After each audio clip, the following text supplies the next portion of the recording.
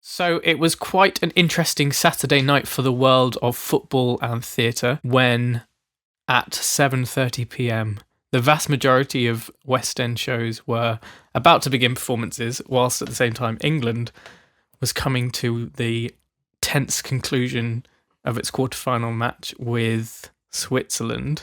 Oh yes, penalty shootout.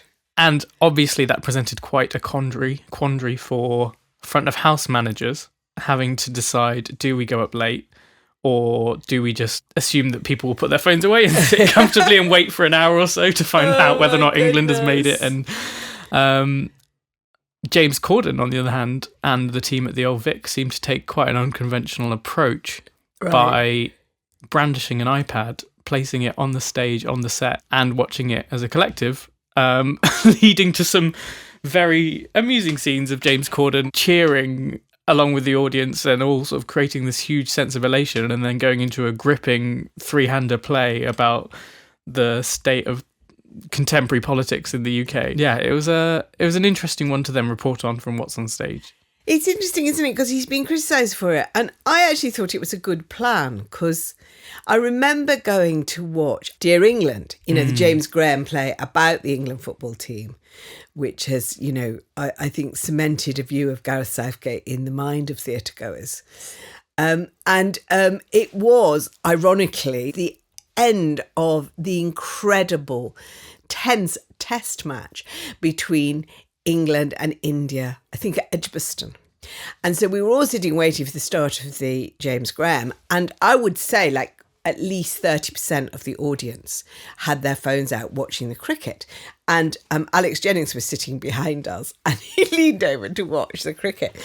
And it must be quite a dilemma for house managers to know what to do, because obviously people are there to see the play, but they're also engrossed in something else. And in that case, in fact, it was fairly obvious England were about to lose, and I think it went up, more or less on time. But I thought Corden sort of did the right thing. If you can see people in the stalls are actually watching the football on their phones, then it's kind of quite cruel to say, actually, you need to concentrate on our serious drama. And it probably is giving a bit of a favour to the people who might not be interested in the football, who have to sit through 10 minutes of people opening their phones up or getting notifications or alerts or phones going off or buzzes across the auditorium for the opening 10 minutes of the show if they did go up straight away. Yeah. Whereas actually incorporating it into the overall night's experience, probably for the vast majority of people in the audience, would make it more unusual and more special. And they then get to cheer on as a collective rather than quietly, cheering themselves, trying to be as discreet as possible. And to concentrate as collective as well. I mean, I think that, it's like saying theatre's part of life, which I think it is. It shouldn't be separated in a sense. And so, I kind of like what he did. I'm surprised he's been attacked. But I think there is a sense in which James Corden gets attacked whatever decision he makes. Yeah, if this had been Tom Holland 200 metres down the road at the Duke of York's or whatever, would it have had the same reaction? Is an interesting question. It is an interesting question. But I think it also brings us on to the discussion about when the real world breaks into the theatre world, which is actually the subject for today's podcast, because we'll be talking about when...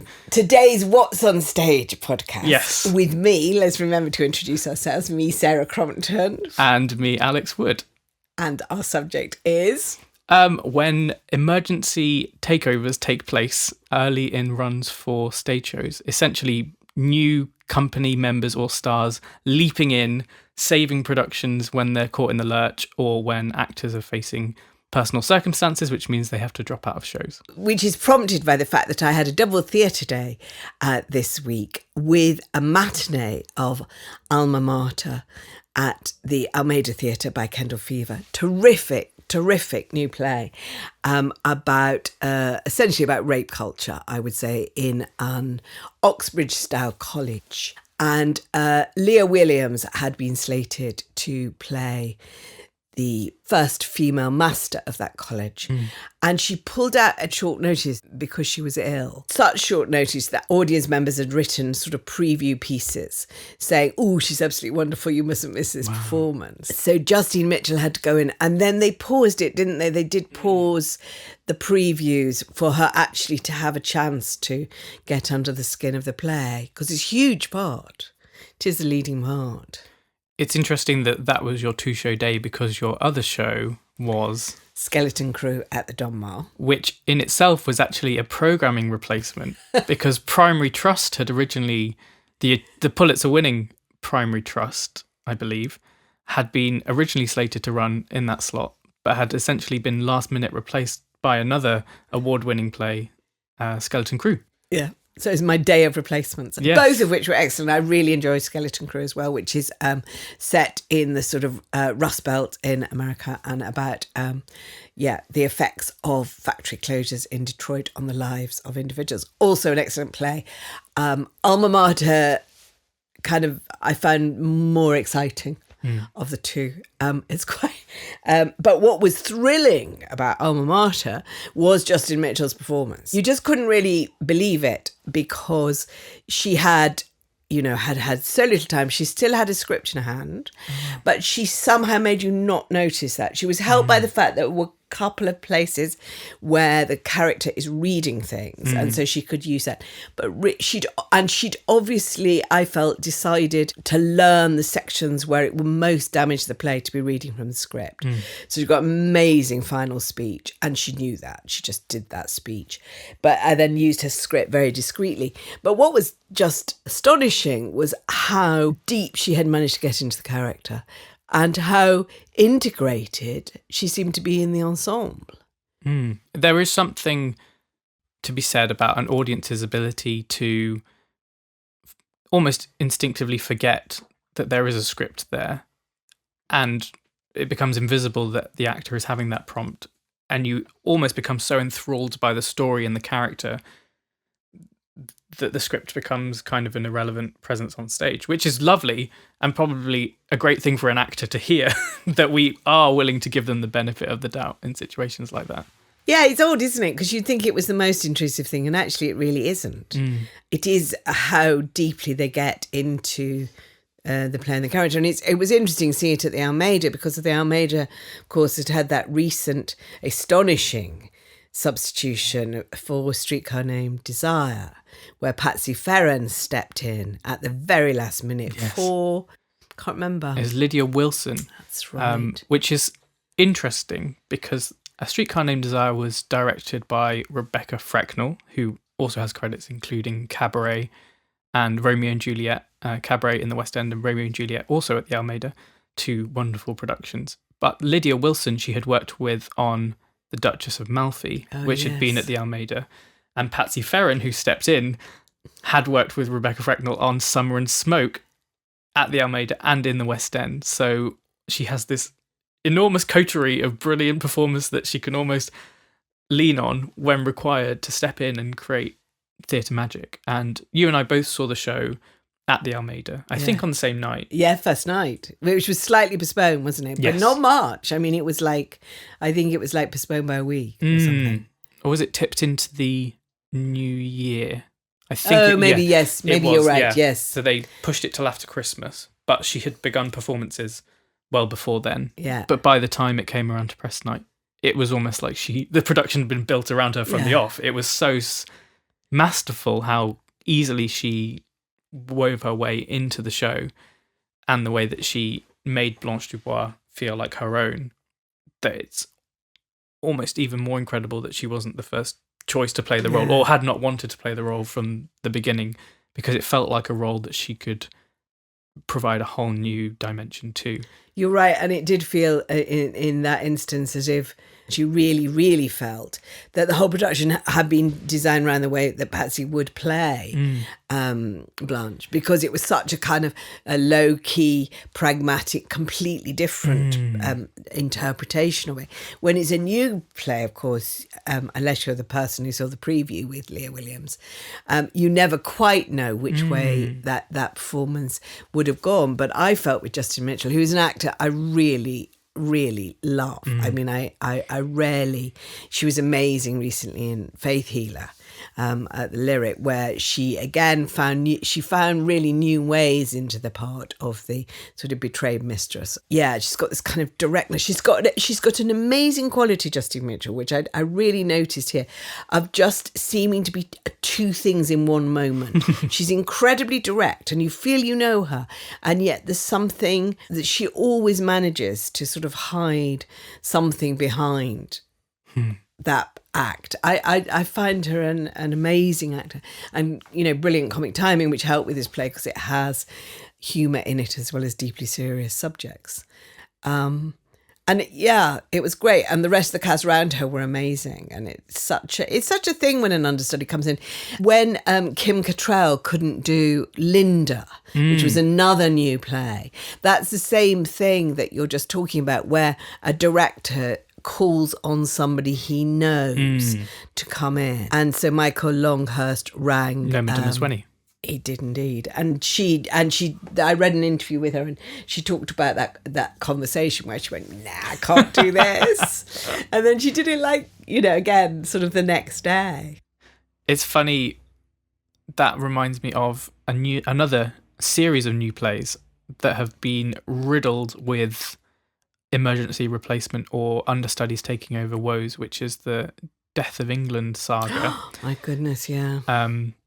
Right the way from late 2020 onwards, was the second part of their trilogy of plays.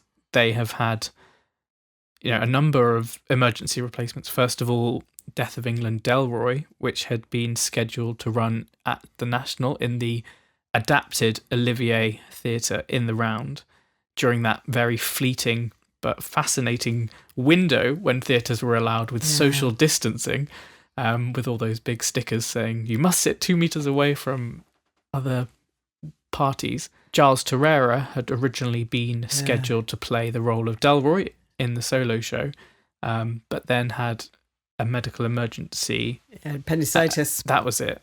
And had to withdraw.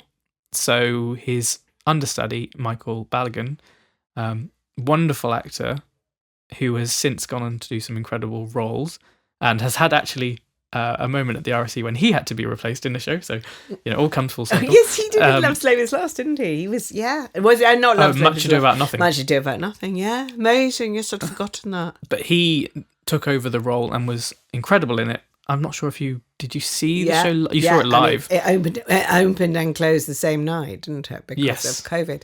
We are going to talk about all this next week because we have an exclusive podcast with Clint, Dyer and Roy Williams, co-writers of the Death of England trilogy. So we talk about the effects of that on them. Because, of course, the next bit, when Jo Martin was due to be in Death of England Closing Time, which is two women characters come in, she got COVID just as it was due to open in previews, and is replaced by Sharon Duncan Brewster, who is now taking over the role in its revival at Soho Place. What was very fascinating, and goes back to what we were talking about last week about which press performance critics go to, is that a few critics had gone to a preview performance with Jo Martin in the role.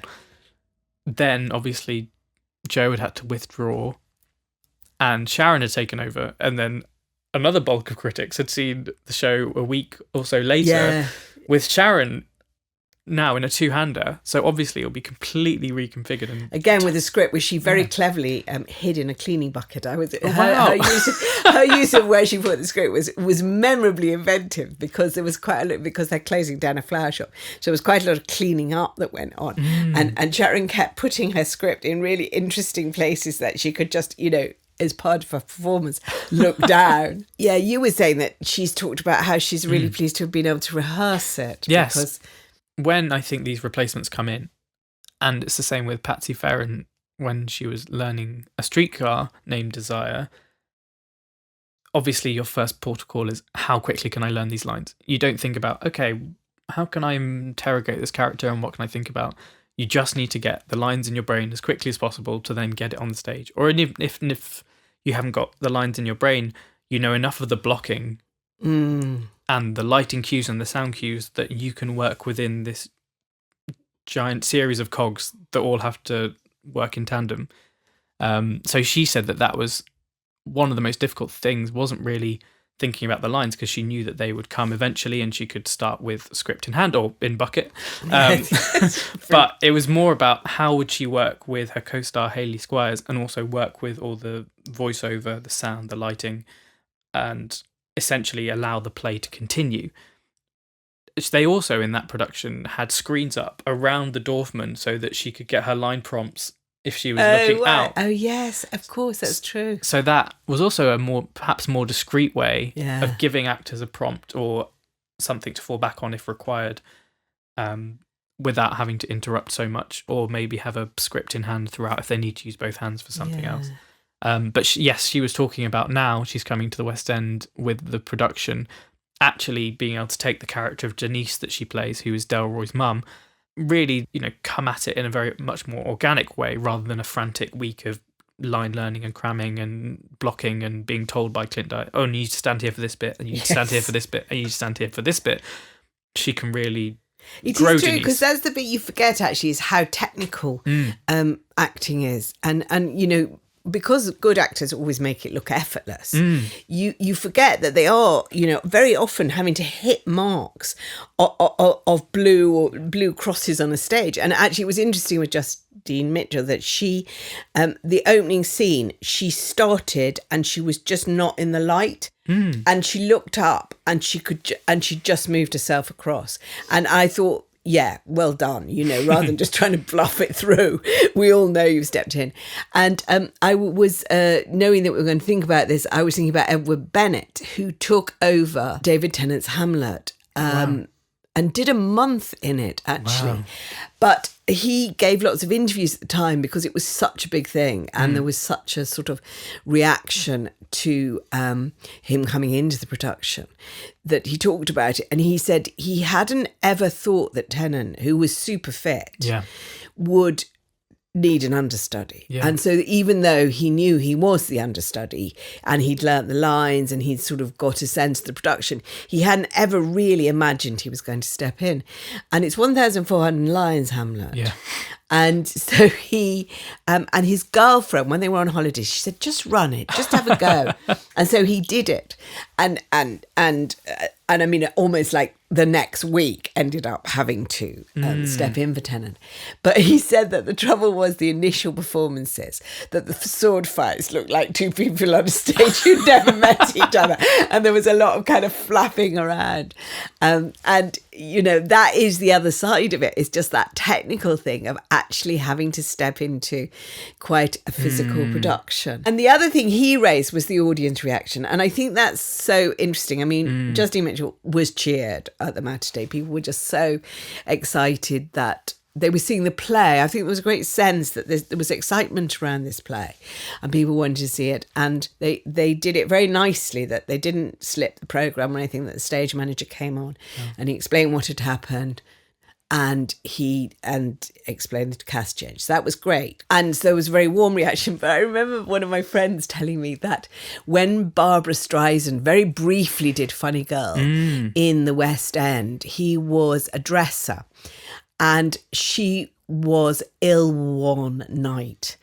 And the stage manager went out and said, we're really sorry, Miss Streisand is, indisposed, and her understudy, I can't remember the name of the understudy, is coming on. And he said boos rang round the theatre, which must be really, really hard if you are the person about to step up. And Noma said she said that when they said, Kim Cattrall, who was, at the time, it was still Sex and the City, so it was absolutely sort of massive. People did boo. And she said that after that, she never listened to the announcement again. She just went on. And of course, she was brilliant. So at the end, standing ovation, people really loved her performance and weren't disappointed.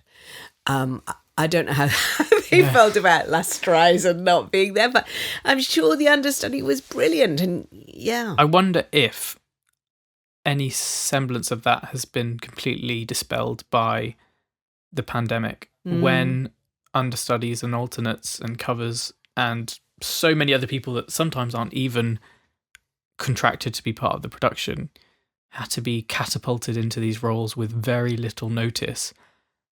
in order to keep these shows afloat, and not simply keep the shows afloat, sometimes with the venues on their knees, keeping the venues afloat, because absolutely everything was at stake. So we might now have entered an era where there is that new sense of respect and love for understudies and alternates and covers, because they are essentially doing an incredible amount of work, often with very little preparation time and without the luxury of allowing a production to organically grow around them. One that I remember is obviously Joel Harper-Jackson took over from Taron Egerton in Cock. Right, yes. I think that was just post-pandemic, one of the early productions at the Ambassadors Theatre. And I don't think there was any degree of sort of irritation about Taron Egerton dropping out. Obviously, the tabloids will have at it with the scandal, but most of the time it was A, gosh, I hope he's okay. B, now I get to see a rising star being an opportunity to stand opposite Jonathan Bailey and give an incredible performance and have the chance to really live up to the star billing that had originally been placed around the production. Yeah. No, and I think you're right. I think the pandemic did change. And I think it actually changed theatre's attitudes towards understudies. I mean, of course, the best understudy story is, 42nd Street, which is I always love the line because, in the shows, Peggy Sawyer, who is the ingenue who takes over from the leading lady who breaks her ankle. And the line, I always think it's a brilliant line. It's the director says to her, you're going to go out a youngster and you're going to come back a star. I love that idea that you suddenly grow up in the spotlight. And, you always do have that hope with an understudy that they will achieve stardom. And the most famous one of that is Shirley MacLaine, who went into the Pyjama Game, absolutely a 42nd Street story, comes out of the chorus of the Pyjama Game. And I think it's 1953. And she is right at the start of her career, and her leading lady does break her ankle, and they put her in as the lead, and she wins a Tony for it. And it absolutely is the start of Shirley MacLaine as the ultimate triple threat Hollywood star. And I think that is interesting that it can happen. But even when that doesn't happen, there is always a really nice sense of seeing somebody give their all in a performance. And I love the way now that theatres announce who will be taking the roles in different musicals on the day. Yeah. And I like the way that understudies are credited in the programme, though I sometimes get a bit confused because the layouts aren't very clear. And I'm thinking, what character are they playing? But I really, really appreciate that. And, sometimes it's brilliant to see the understudy. I remember seeing Sunset Boulevard when Glenn Close was in it, and she famously lost her voice, I think, in the run. And I happened to be going back to see it again, and Rhea Jones took it over. And it was wonderful to see the two different performances. Not that one was better than the other or even more story, but they were, contrasting really deep interpretations of the roles. It was fabulous to see it. I think one of the other recent examples would be Sheridan Smith's Funny Girl. And Sheridan Smith was obviously going through quite a precarious and horrible time. So Natasha J. Barnes stepped in and won many plaudits, and there was lots of praise around her performance. And I think since then she's had some amazing credits. She's currently on tour and Come From Away as one of the ensemble there, which obviously is a wonderful show that I will love till the end of the earth. Yes, you love Come From Away. But also I think from Sheridan Smith's perspective, there's probably that degree of relief knowing that, yes, you're having to drop out of a production that's had your face over the marquee, but there is this alternative story now being presented about someone having the opportunity to wow an audience. Yeah. Knowing, therefore, that just by being able to step away, you're not letting down everyone. Yes, because there was that old idea, wasn't there, about Dr. Theatre, and that you always had to go on however ill you were, and that show couldn't go on without you. And yes, I think you're absolutely right. It's a much more balanced attitude to say the understudies are there because they're talented and because this will be their big break, and they will give you a really good performance, and people should just sort of accept it. And I think that is a much healthier attitude towards the whole towards the whole sense of how people are on a stage. And also you do get the big break. What's interesting is how this stars act, because Anthony Hopkins is playing, I'm going to get this wrong, he's playing something like a steward. He's playing a really, really tiny part in Dance of Death, covering for Laurence Olivier, another person who famously never got ill. Yeah. So he's not at all thinking that he's going to go on. And I think he's about 30 years younger, and he's he's absolutely not planning to go on. And they call him up and they say, Larry's got to have an operation, and he had to go into hospital. And so they put Hopkins on, and Hopkins, was utterly terrified, but was obviously all right.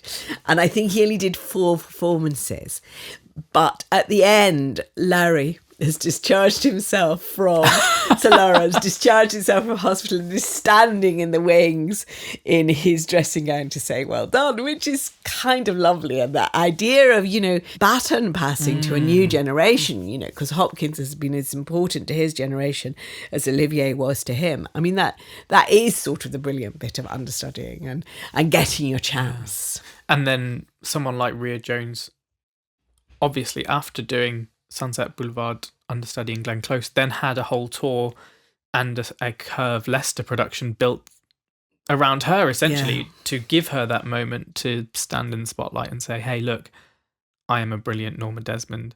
So like you say, it does offer these opportunities and windows for rising stars or underappreciated stars to have their moment in the spotlight that then can grow into other things. Nowadays, a lot of productions will actually put out announcements or press releases exclusively dedicated to who their understudies are, because there are a lot of theatre aficionados who want to see the alternative takes on those performances. So Next to Normal, I think at the Donmar had a whole understudy performance where you saw Carolyn Maitland doing her version of Diana in Next to Normal.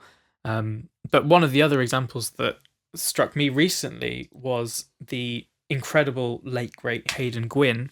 Oh, yeah. Who had to step in with less than 24 hours notice to perform Ladies Who Lunch, because Hannah Waddingham had originally been scheduled to do it in the gala performance of Stephen Sondheim's Old Friends at the Sondheim Theatre.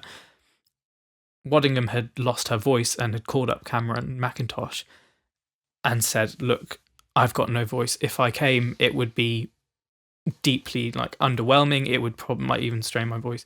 Can you get someone else to do it?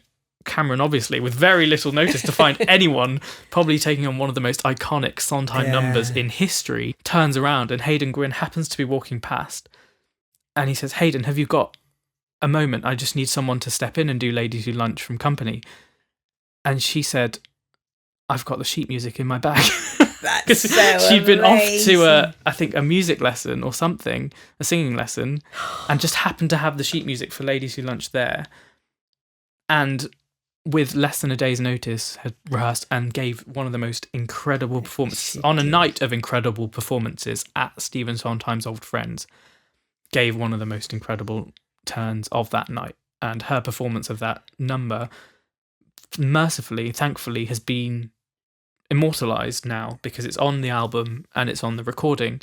She sadly then couldn't do the full performance because she passed away, and Claire Burt had to then take over the role just before preview started for Stephen Sondheim's Old Friends in the West End. Almost it became a tribute to Hayden Gwynn, which is again this brilliant story about baton passing and memory and how understudies can really allow this lovely thing that we call live theatre to shine bright. Yeah, and I didn't know that story, and it is that one of those moments where you think it almost must have been meant that she was learning it, because it was, on a night that was full of memories and full of memorable performances. It was one of the most memorable, even had she not died so sadly and so soon afterwards. So that is a brilliant bit of just sort of live theatre, and lovely that it was the one caught on a film. Yeah, I'll watch that film till the end of time. The other story that I always remember, and you probably know this better because I think you've discussed this on this podcast, is Ian Charleson taking over from Daniel Day-Lewis, who had a panic attack or simply didn't want to continue? Yeah, so he just, well, it's still a bit shrouded in mystery, but just couldn't carry on with Hamlet for whatever reason, and actually walked off stage mid-performance. Wow. And so I think initially his first understudy had to go on, who wasn't Charleston, it was just someone in the company.